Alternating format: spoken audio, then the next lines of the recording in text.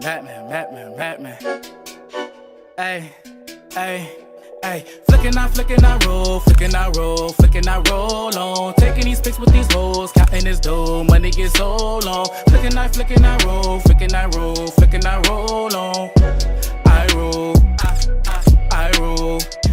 Flicking I roll on. Taking these pics with these hoes, counting this dough, money gets so long. Flicking I roll. Free game, we back at it. Madman in the building. Free game with Sean P. That's your boy Shelly Deuce in this thing, man. So we out here back at it. It's been a little hiatus. We was attending to some other endeavors, but we back to talk everything hoop. It's finals time. KaWHI finally done took Toronto to the top of the mountain. Boy. You know, Steph, they saying it's Steph team again. They saying it's Steph team again. They walked their way back, you know, so. That's a loaded statement. They still ain't getting his credit, boy. That's a loaded statement, man. That's for sure a loaded statement. So let's get into it. We'll start there. We gonna go over pretty much everything hoop right now. We got Deuce in the building, so we're just gonna talk hoop for a minute. Let's just start with that. Obviously, Deuce here. We got to get into some Laker talk. You know, we'll get there too. But let's start with the Steph and KD and them real quick. So they're saying it's out there. Obviously, we know nobody's better without KD. So let's just facts. Let's not deal with that. Is it the last couple of years? KD technically has been leading them, leading the charge as far as them winning championships. He's not leading the team as in vocal leader. He's not leading the team as in being the heartbeat of the team. But as far as them securing championships, he's technically been the leader in that since the last couple of years.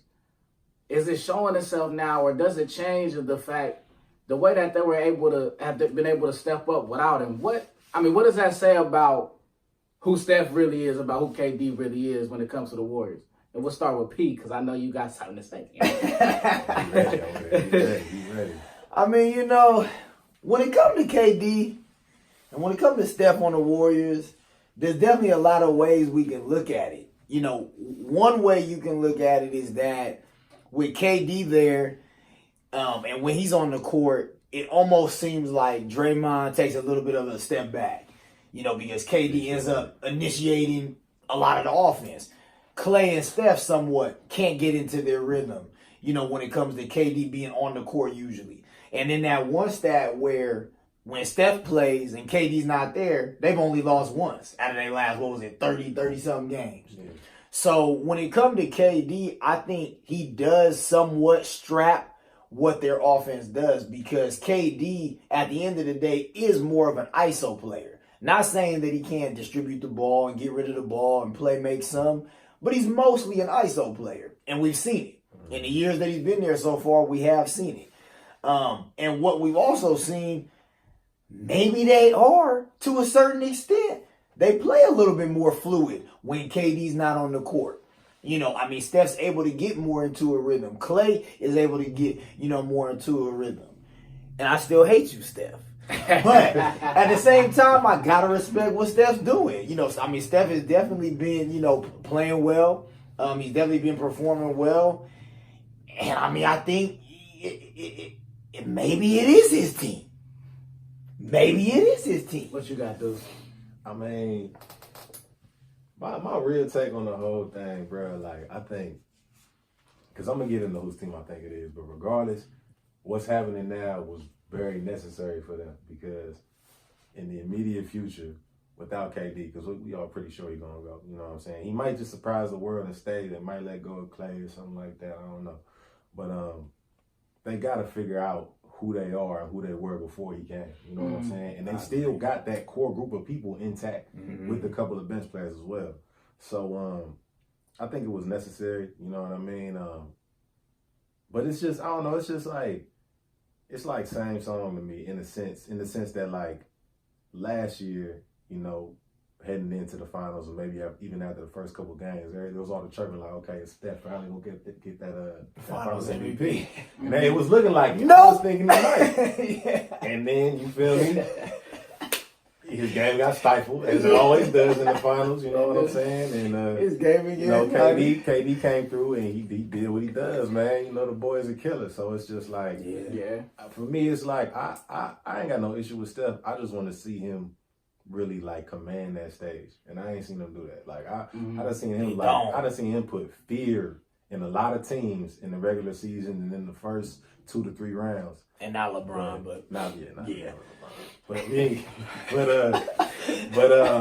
know what I'm saying? But I ain't never really seen him like just like step up. Yeah, and it's like I want to see that from him. In the final, like, just take I know you put KD on that stage, KD gonna take that stage every time. That's you know a what I'm fact. saying? So I think, truth be told, I think the locker room probably does more so belong to Steph than it does KD because he's an original guy. Yeah, he been there long. That's true. But I think when they all on the court, They like KD, but it's a pressure situation. You know what I'm saying? I think they Who trust bringing KD. that ball up? You know what I mean? Like Yeah. KD bringing the ball up. Because I mean, at the end of the day, you got what'll possibly go down is potentially could go down as like a top 5 guy all the time.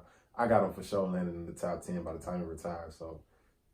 I mean, what do you do? You know what I mean? So And what you think, man, about? I mean, I think it's like it's not a loaded statement to say that they play better when Clay plays well. They play better when Draymond is impactful on the game. So that doesn't necessarily mean they better when KD is out.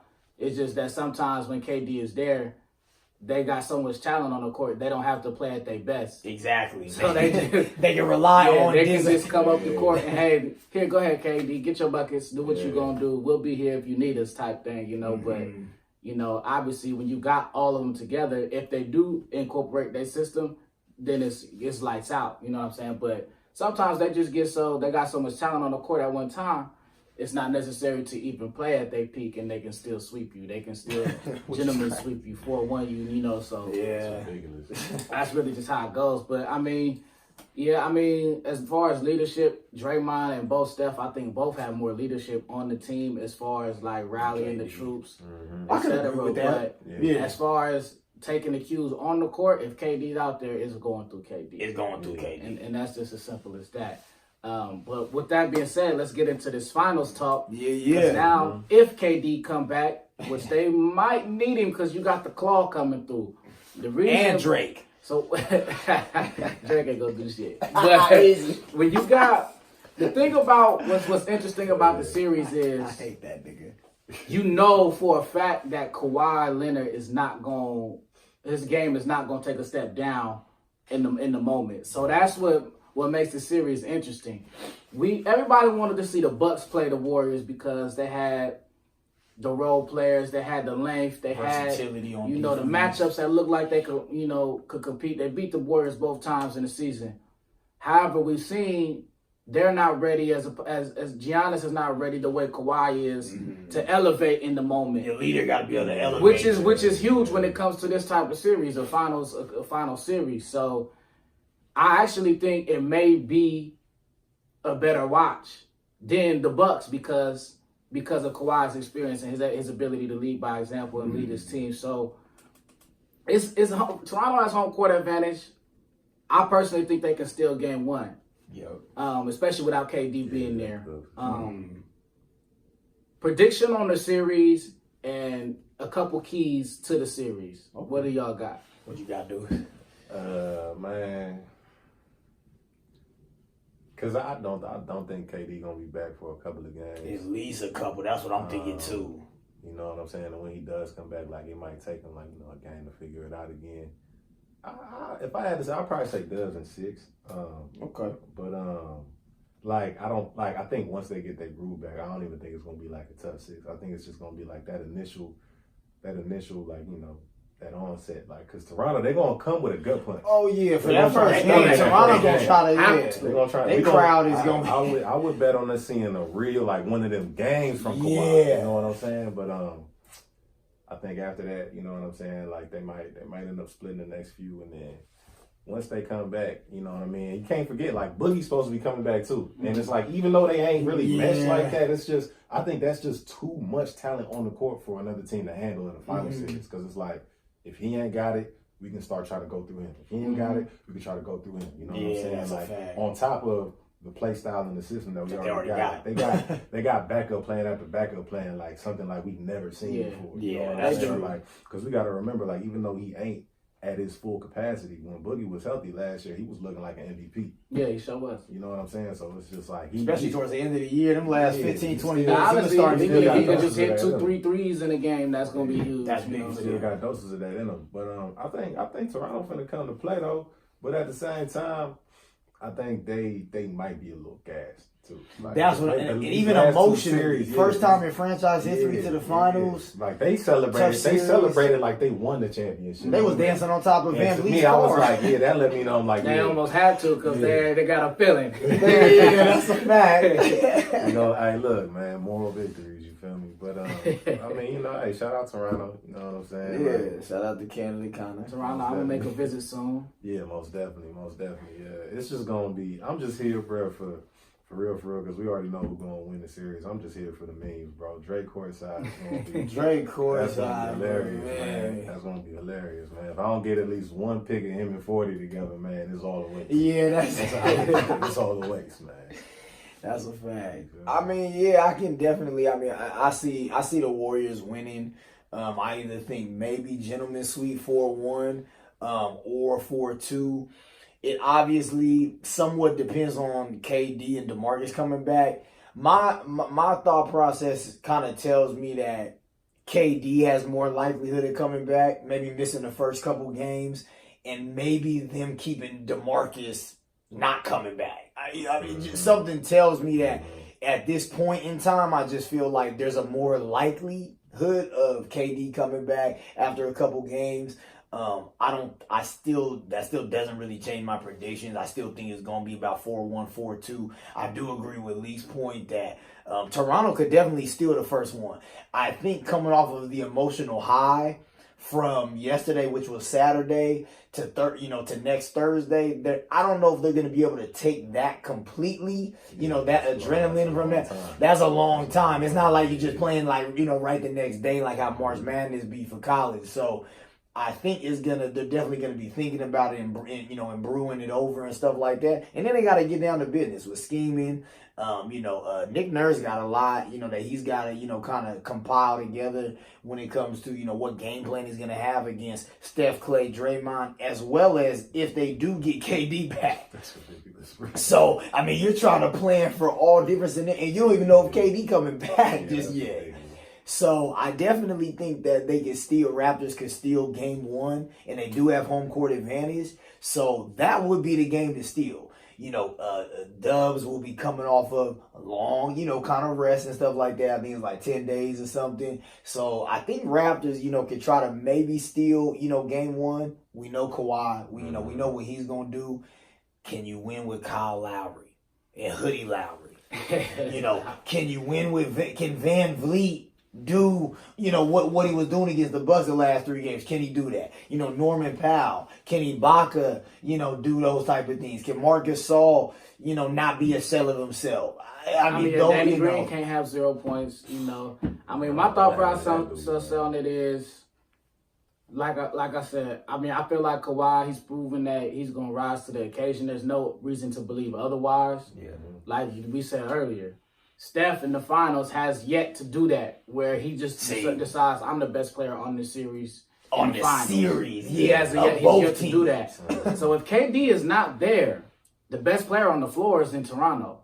That's a fact. So with that being said, Toronto has to go ahead and win game one and game two, or however many games that he's not there. They got to. Because then and there, your narrative is going to change. It's the playoffs. Narrative changes every game. Mm-hmm. If Kawhi has to take advantage of however long KD is not there, and he's got to be able to win those games if he's really the best player left in the playoffs right now, or the best player playing right now. That is true. So he gotta find a way to get them done. And without KD there, I mean, I gotta lean. I gotta at least lean on him while they're at home. But I'm with you. At the same time, it could look a lot like this Milwaukee-Toronto series look, where they go up 2-0, KD come back, and it's a 4-2. It could be a 4-2. So I don't have a full prediction yet because I don't know the health of KD. I know that's the kind. But I will say that if KD doesn't play neither of them first 2 games with Toronto, I'm taking Toronto 2-0 because I got that much faith in Kawhi Leonard, and I think he gon' show up and show out the way that he do. He been to the finals before. He's a Finals MVP before. Yeah. He's a machine. He don't care who he's playing against. He'll ball out against the Warriors the same way he do with anyone else. Yeah, he taking it's just a matter of, is Kyle Lowry going to show up? The answer is probably no. Probably not. You know. But can Van Vliet and not Chris Middleton, can Van Vliet and Norman Powell, spell Kyle Lowry and Danny Green if they're not performing? Can, Siakam is going to be up and down, but... They just gotta go ahead and just follow his lead and go as Kawhi go, and they got a chance at it. I mean, like we said, Steph has yet to have a finals, but he solidifies, I'm that dude that you see anytime before the finals. That's that's gonna be the key to it. That's true.